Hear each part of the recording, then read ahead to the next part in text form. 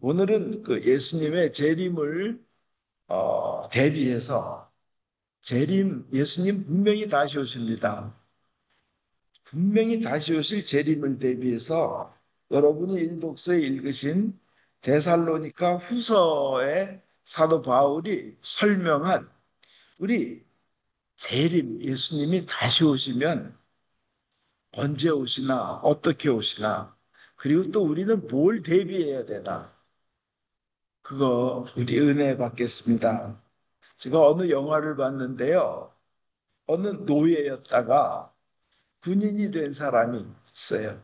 노예였다가 군인이 됐는데 전쟁터에서 그 적의 마차에 보면 바퀴에 이렇게 막 승리가 이렇게 있고 기계 막 팽돌면서 오는데 그 마차에 그대로 깔려서 그냥 치여서 그 죽으려는 순간이었는데 막 저 전쟁터에 죽기 직전에 그 지휘관이 그걸 발견하고는 그냥 쫓아와서 그 노예였다가 군인이 된 그 사람을 살리고 아주 낮은 쫄병인데도 살리고 저 본인은 그 지휘관은 뭐 심하게 다치고 정신을 잃어서 이제 혼수 상태가 되어서 오랜 기간을 깨어나질 못했습니다.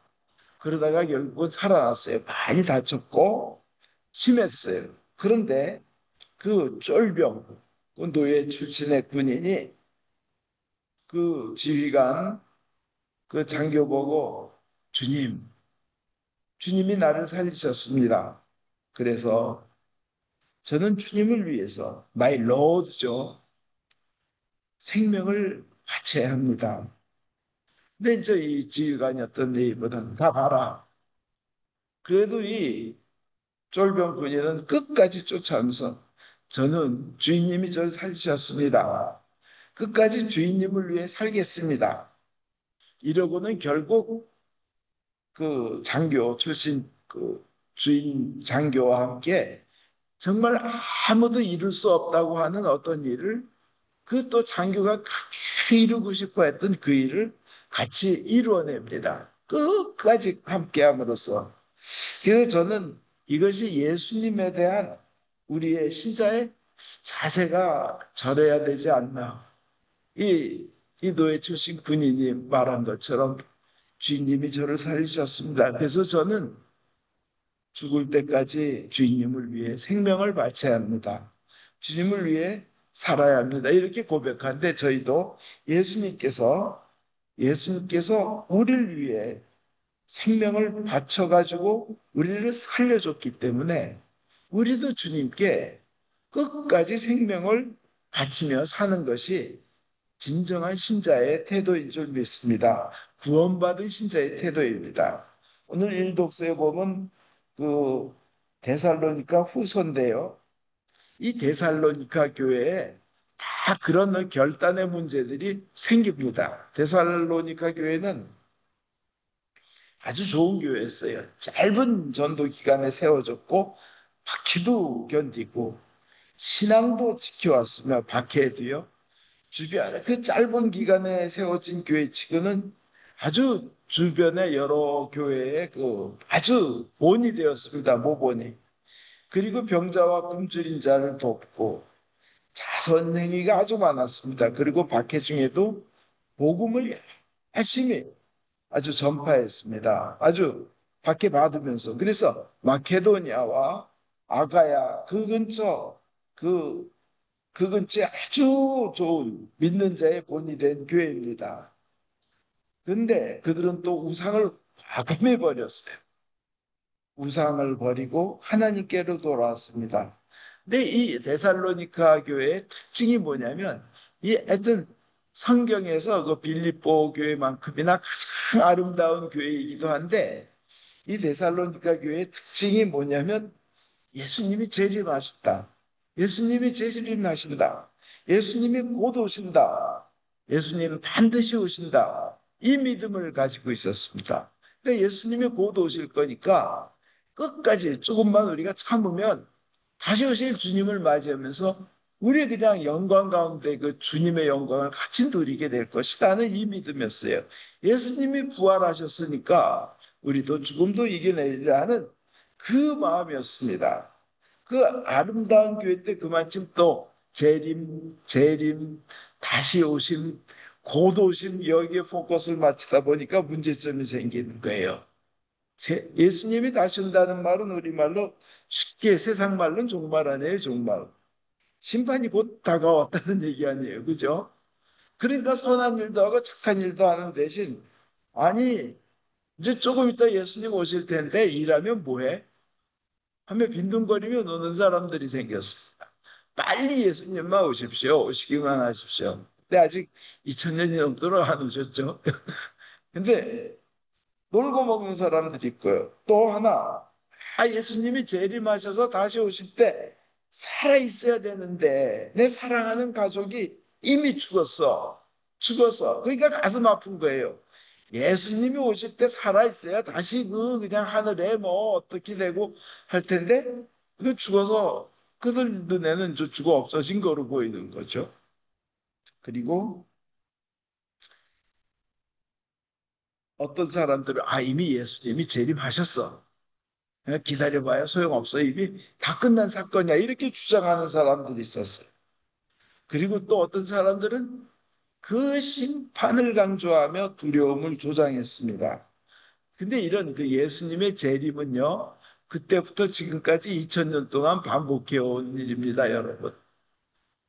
얼마 전에 한 10여 년 전에 미국에서도 곧 5월 달에 그 뭐 예수님 재림하신다 그래서 미국 전체를 버스를 막 그 가지고 돌아다니면서 난리를 치운 사람도 있었고 한국에서도 1992년도인가 그때 뭐 이장님 목사란 사람이 밤 12시에 예수님 재림에서 심판의 날이 온다 그래서 또 그렇게 미혹에 빠지기 쉬운 사람들 그러니까 성경을 제대로 알지도 못하고 믿음도 깊지도 않은데 열성만 뛰어난 사람들이 속아 넘어가는 거예요.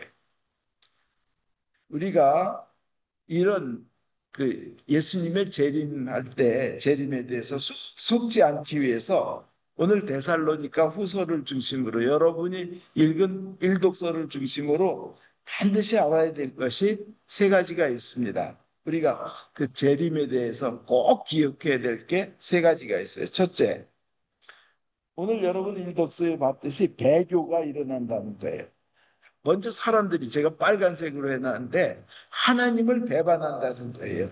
한두 명이 배반한다 하는 일은 늘 있었어요.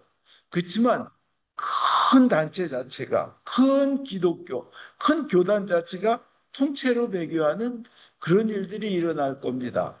기독교가. 지금 그런 교단들 많죠. 아니, 예수님이 저렇게 말씀 안 하셨는데 한데 그 방향으로 나가는 이상한 교단들 많아요. 이 하나님을 배반하는 일이 일어나요.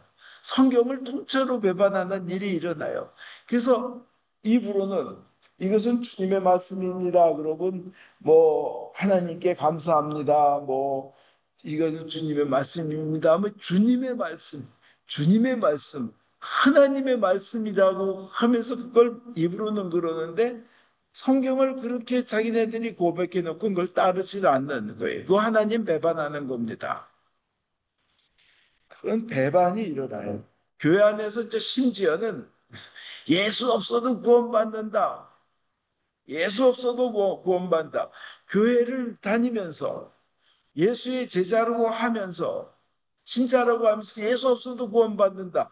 여러분 그런 사람 있으면 그분 위해서 기도해주고 그거 아니야 아니야 얘기해줘야 돼요. 같이 끄떡끄떡하면 절대 아니에요. 두 번째 또 우리가 알아야 될 거 뭐냐면 어떤 사람이나 뭐 어떤 존재가 하나님 자리에 자신을 올려놓는 거예요. 나는 신이다. 뭐 나는 하나님이다.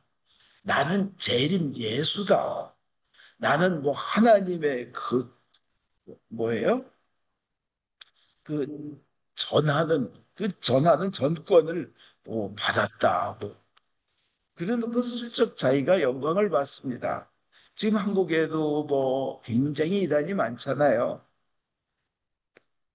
뭐 심지어는 뭐 하나님이 마귀한테 인간을 뺏겨서 혼자 울고 있는데 그 예수가 첫 번째로 와서 그 인간을 마귀한테서 못 뺏어와서 실패했는데 자기가 뺏어서 하나님 앞에 다시 뭐 돌려드렸대나. 자기가 예수의 형처럼 얘기하는 뭐 요새 유명한 교단이 있습니다. 저는 뭐 미국에서 돈 엄청 많이 벌고 하는 그런 데 있는데 자기를 그렇게 우상화시켜요. 그러면 여러분들은 무조건 저거 사탄이다, 저거 마귀다, 빨리 떠나고 그들에게 확실한 걸 얘기해야 됩니다. 너는 이 시간에도 네 창자가 썩어가는 피조물에 불과하고 대변 소변 보는 인간에 불과하다. 너 죽는다고 확실히 얘기해 줘요. 그다음에 세 번째로 이제 중요한 게 우리가 꼭 알아야 될 중요한 게 있는데요.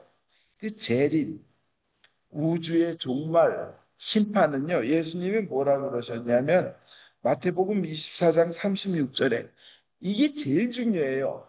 그 날과 시간은 아무도 모른다. 하늘의 천사들도 모르고 아들도 모르고 그러니까 예수님도 모르고 오직 아버지만이 아신다. 하나님만이 아신다는 거예요, 종말은. 이거 꼭 기억하셔야 돼요. 그래서 누가 몇 월 며칠 날 뭐 종말이다 그러면 그냥 빨래방망이로 몇 대 때려주시면 잘하는 일입니다. 제정신 차려라. 성경은요, 속지 말라고 말합니다.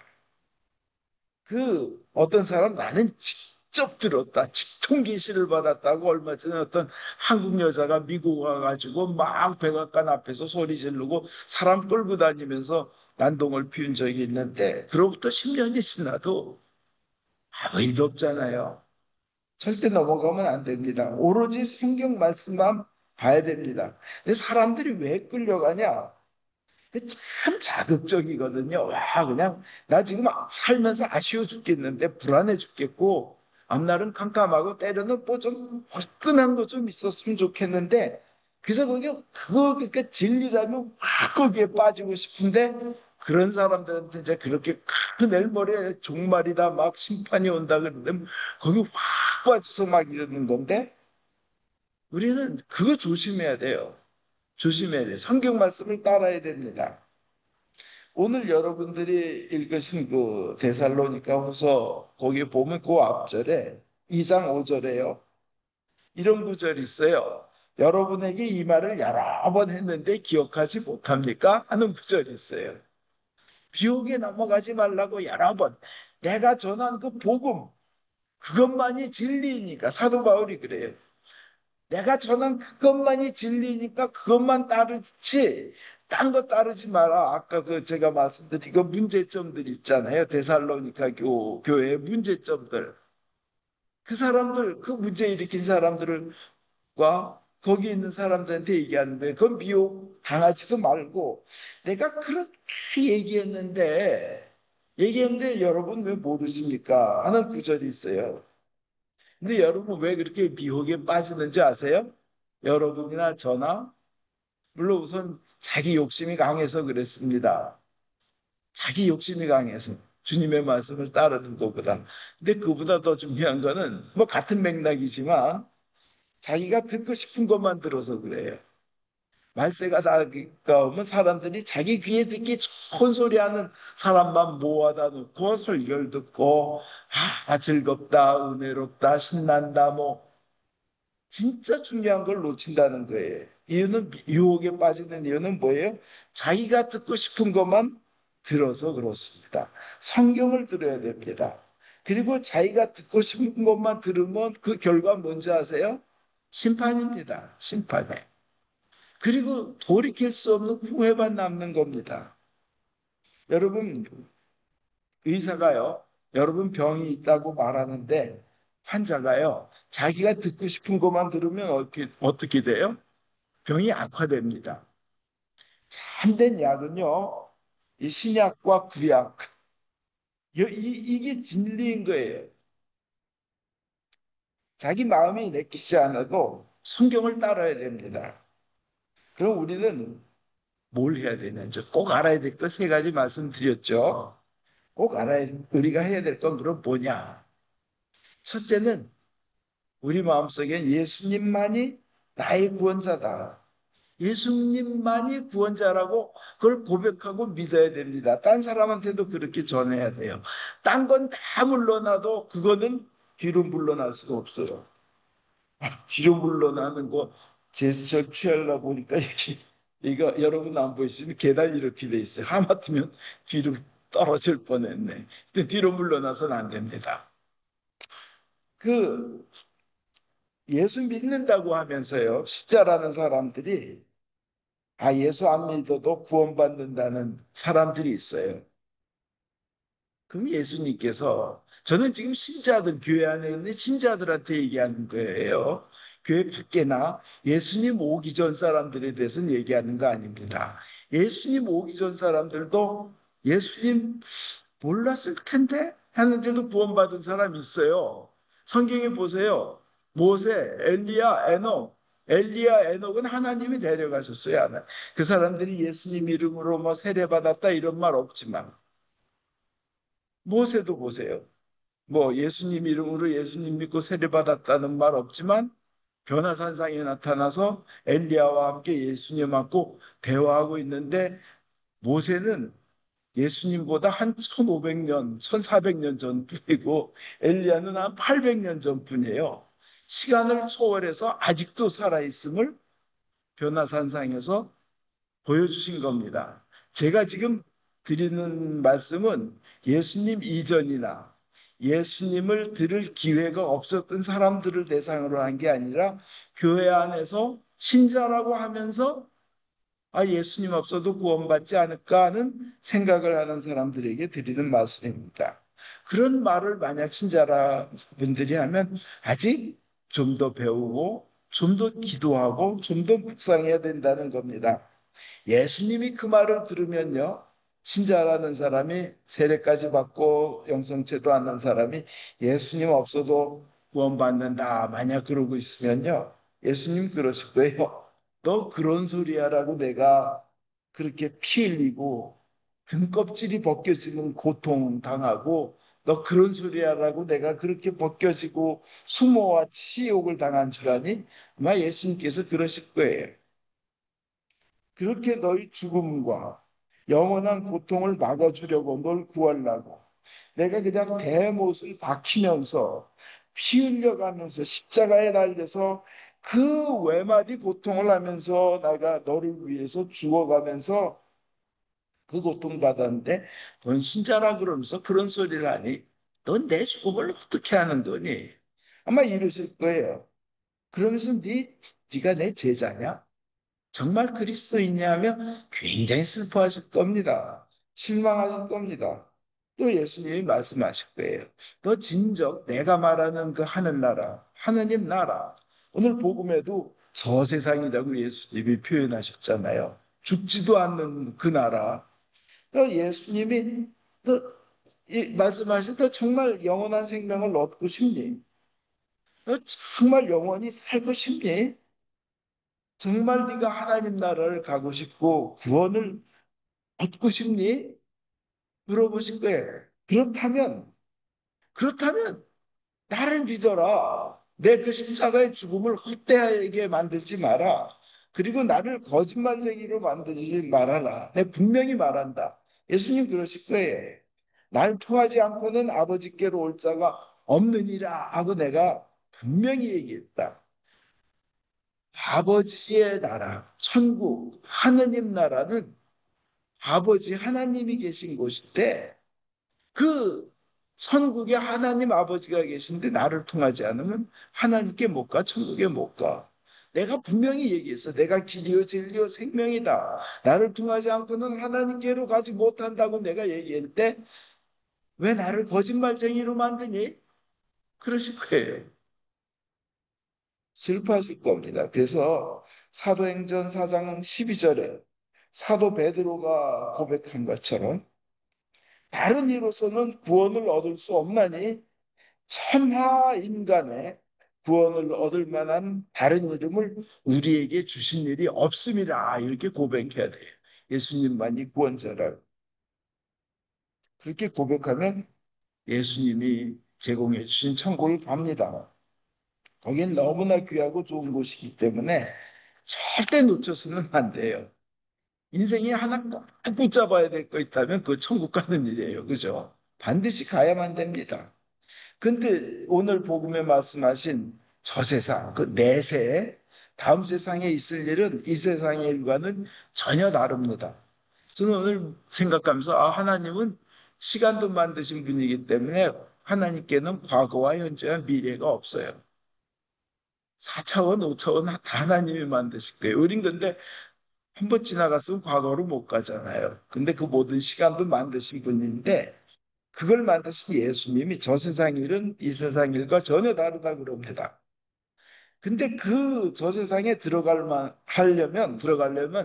자격을 인정받아야 되는데 우리의 선한 행동이나 우리의 노력으로는 안 되고 그냥 예수님의 공로를 인정하면 예수님을 내 구원자라고 인정하면 그 자격을 받는 거예요. 저 세상 가는 그 좋은 세상 가는. 그래서 예수님을 인정하면 내 주님이시다. 나의 유일한 구원자이시다. 홀로 거룩하시고 우리 아까 믿음 홀로 주님이시고 그죠? 홀로 주님이시고 홀로 높으시도다. 우리 고백하잖아요. 그렇게 하면 의롭다고 인정을 받고 하나님이 그 칭의 하여 주시고 의롭다고 칭해 주시고 저 세상의 주민이 됩니다. 그 저 세상에서의 행복한 상태는 우리가 눈으로 보지도 못하고 귀로도 듣지 못하고 사람의 머리로서는 생각할 수 없는 그런 행복한 상태입니다. 거기서 다시 죽을 수가 없어요. 그러니까 죽음에 대한 고민이 없습니다. 오늘 예수님이 그랬잖아요. 거기는 죽음이 없다고, 죽는 일도 없다고 오늘 말씀하셨잖아요. 그리고 더 이상의 사망이 없습니다. 부족함이 없어요. 부족함이 없기 때문에 결혼할 필요도 없어요. 천사와 같으며 동등한 존재가 되는데 천사가 죽지 않는 것처럼 우리도 죽지 않는다는 겁니다. 저 세상에서. 오히려 고린도전서 6장 3절에 보면 우리가 천사들까지도 심판하게 되리라는 것을 모르십니까? 천사까지도 심판한다는 거예요. 왜냐하면 하나님의 자녀가 됐기 때문에 하나님의 아들, 딸이 됐기 때문에 그렇습니다.